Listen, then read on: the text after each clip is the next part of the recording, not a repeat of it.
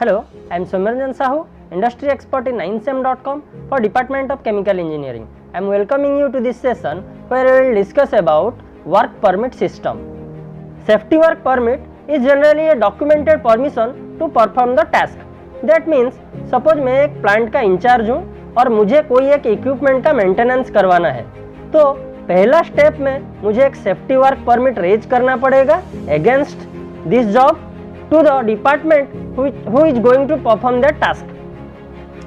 So generally non routine tasks perform करने के लिए सेफ्टी वर्क परमिट का यूज किया जाता है और it is a legal document between the issuer and the executor for the commencement of the job. That means I am the issuer here who is the plant in charge or shift in charge, and suppose plant engineer is the executor here or else contract workers are the executor here.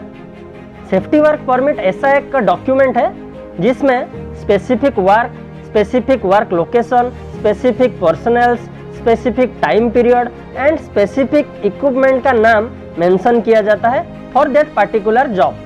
Let's move into my next point, safety work permit structure.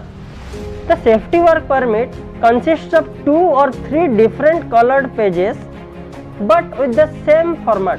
That means हर एक safety permit में 2 से 3 colour का pages रहते हैं जो कि same credentials, same format carry करते हैं. एक बार वो परमिट अप्रूव हो जाता है, उसका डिफरेंट कॉपी डिफरेंट पर्सनल के साथ शेयर किया जाता है. जैसे कि एक कॉपी एग्जीक्यूटर के पास रहता है, एक कॉपी इश्यूअर के पास रहता है और एक कॉपी सेफ्टी पर्सनल के पास रहता है जो कि वो दैट पर्टिकुलर परमिट को अप्रूव करते हैं.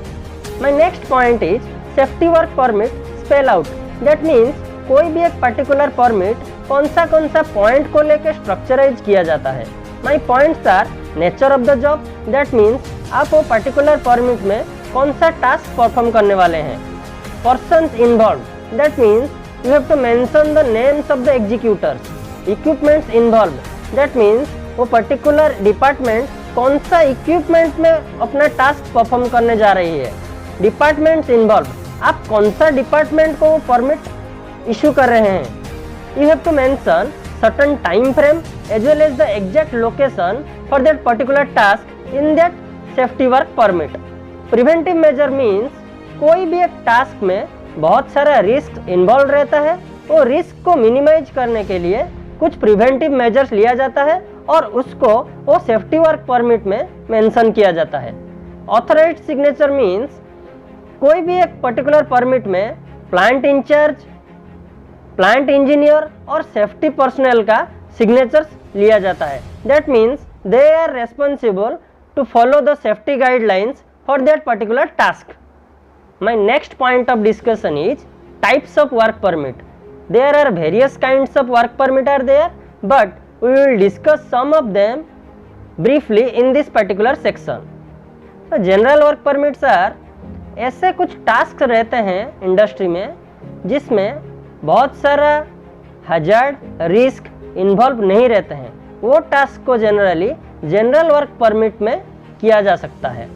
हॉट वर्क परमिट, कोई भी टास्क में इतना हीट जनरेशन करने की क्षमता रहता है ताकि आग लगने के लिए वो सक्षम है, वो टास्क में जनरली हॉट वर्क परमिट का इस्तेमाल किया जाता है.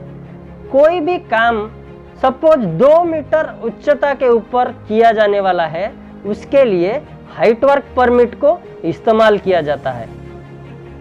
कॉन्फाइंड स्पेस वर्क परमिट ऐसी एक परमिट है जो कि जो लोकेशन में टास्क परफॉर्म किया जा रहा है उसमें लिमिटेड एंट्री और एग्जिट है और उसमें प्रॉपर ऑक्सीजन सप्लाई नहीं मिलता है. वो जगह में कोई भी एक टास्क परफॉर्म करने को कॉन्फाइंड स्पेस वर्क परमिट लिया जाता है. कोई भी केमिकल लाइन को डिचोकिंग करने के लिए या फिर केमिकल से डील करने के लिए हजार्डस वर्क परमिट लिया जाता है. नाजुक छत के ऊपर कोई भी काम करने के लिए फ्राजाइल रूफ वर्क परमिट लिया जाता है और जमीन पे कोई गड्ढा खोदने के लिए एक्सकेवेशन परमिट को लिया जाता है. We will discuss all of them in details in further upcoming videos. Keep watching 9sem.com. Thank you very much.